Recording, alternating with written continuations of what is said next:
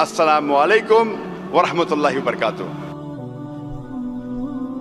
السلام علیکم، میرا نام ہے مہاویر پرساد سینی اور میں پیسے سے پلمبر ہوں، کنسٹرکشن لائن کا کانٹریکٹر۔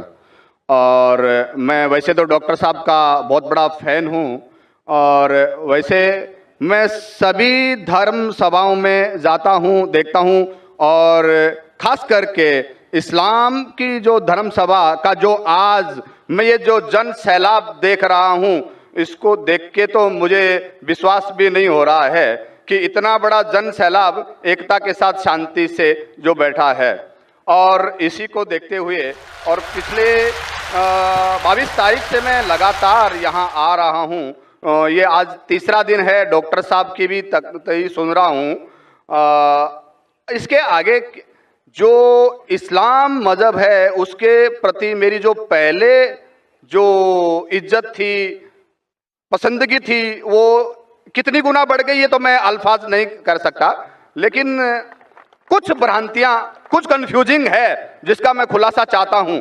اس کے لیے خلاصہ چاہتا ہوں کہ ان فیوچر ہو سکتا ہے، میری بھی ایک دلی تمنا ہے کہ میں بھی اسلام قبول کر لوں کچھ پاریوارک ذمہ داریوں کو پورا کرنے کے بعد۔ تو یہ میری جو کنفیوزنگ ہے، اس کے بارے میں ذرا ڈاکٹر صاحب سے میری ونتی ہے کہ کچھ خلاصہ کریں۔ جیسے کہ ہم سب مانتے ہیں، ہم سب مسلم بھائی مانتے ہیں کہ اللہ ایک ہے، اللہ کے رسول پیغمبر آخری پیغمبر ہیں، قرآن پاک ایک ہیں، تو پھر اس کے ماننے والوں میں اتنی ویرودابھاس، اتنی بھرانتیاں کیوں ہے؟ اتنی بھرانتیاں، اتنی گٹ بازی کہ جب میں یہاں باندرا سے یہاں آ رہا تھا تو کچھ مسلم بھائیوں سے جب میں نے ذکر کیا کہ میں اجتماع میں جا رہا ہوں تو مجھ سے پوچھا گیا آزاد میدان جا رہے ہو کیا؟ میں نے کہا نہیں، میں تو شائن جا رہا ہوں۔ ارے کہاں جا رہے ہو تم؟ وہاں نہیں تو آزاد میدان جاؤ۔ میں بولا کیوں بھائی؟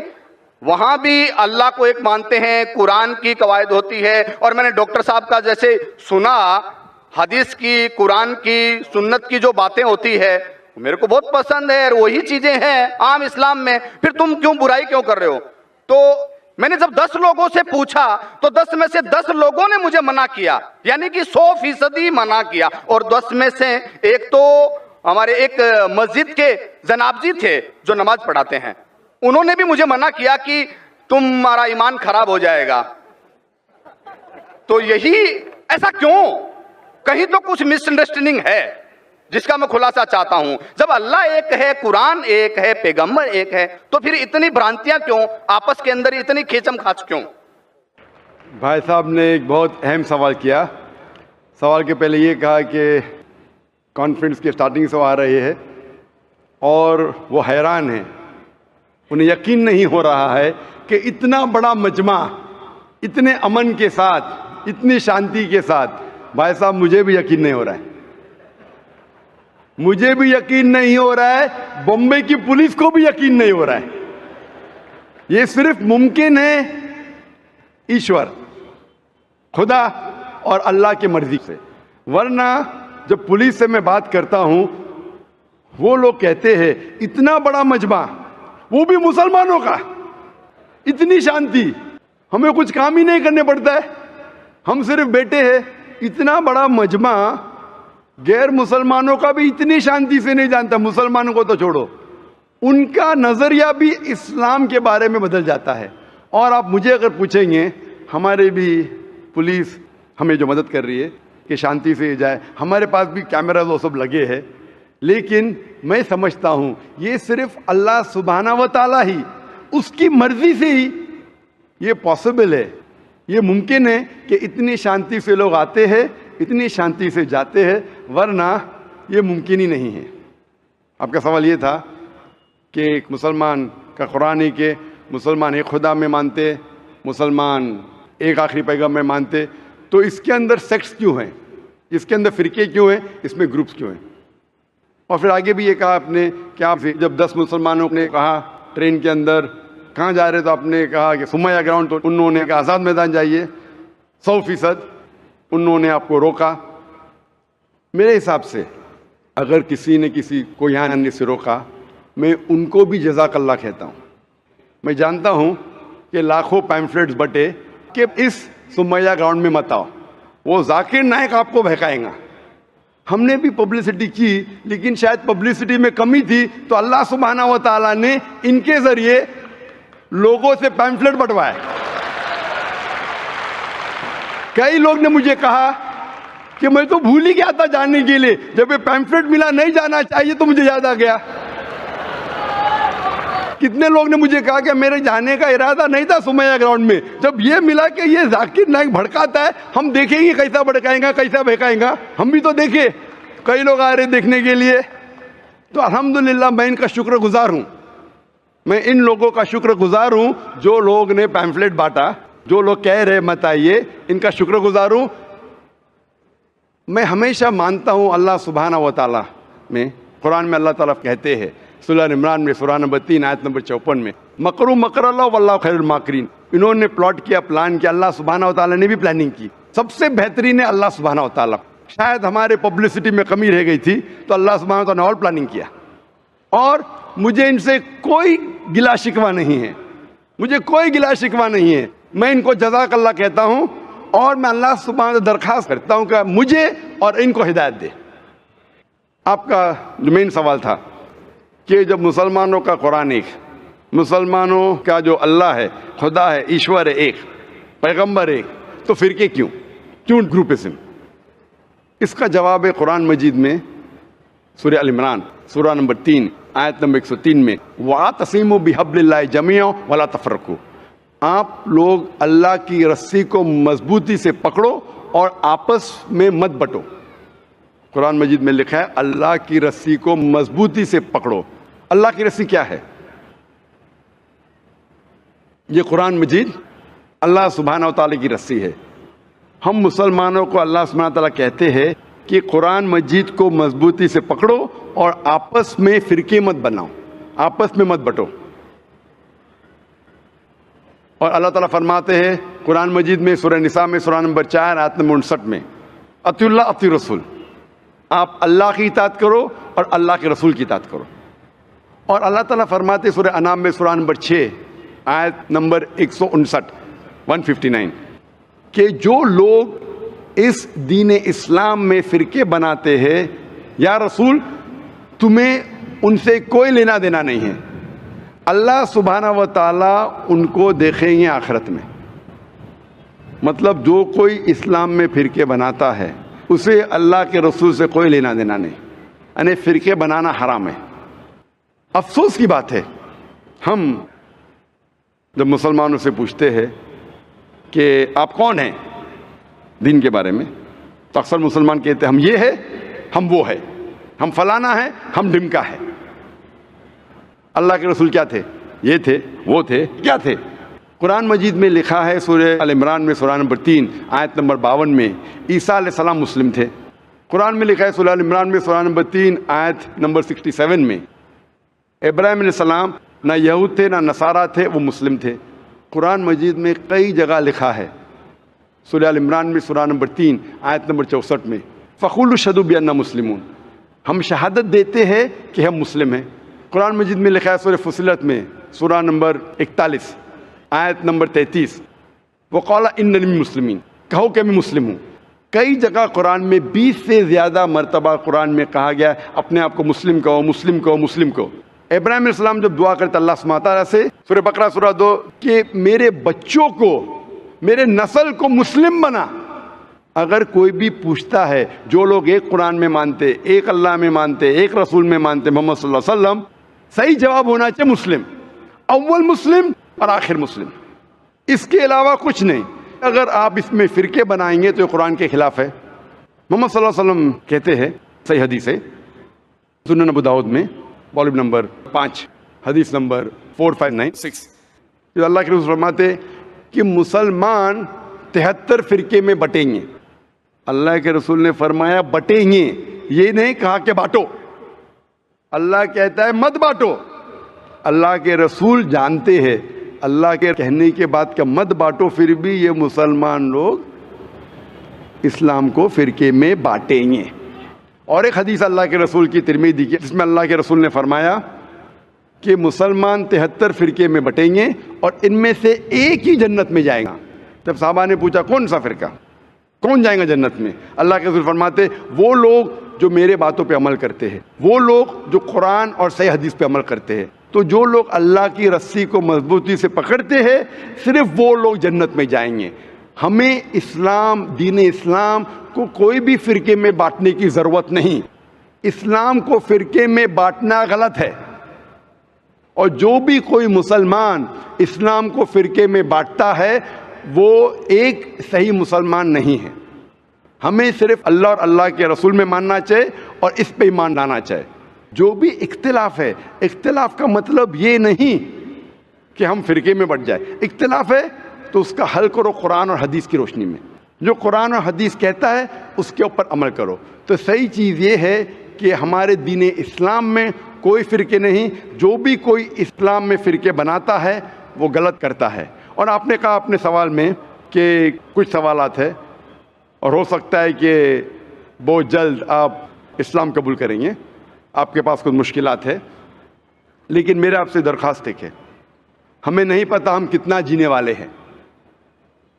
اگر آپ کو یقین ہو چکا ہے کہ دین حق کا دین ہے، اگر آپ سوچیں گے کہ انشاءاللہ میں 1 ہفتے بعد کروں گا یا 2 ہفتے بعد کروں گا، 1 مہینے بعد کروں گا، میرا ذرا کام باقی ہے، 1 مہینے میں ایسا ہو جائے گا، ویسا ہو جائے گا، نیا فلیٹ مل جائے گا، میں اس میں جاؤں گا، جو بھی ہے، کسی کو نہیں پتا ہم کل کا سورج دیکھنے والے کہ نہیں، نہ مجھے نہ آپ کو۔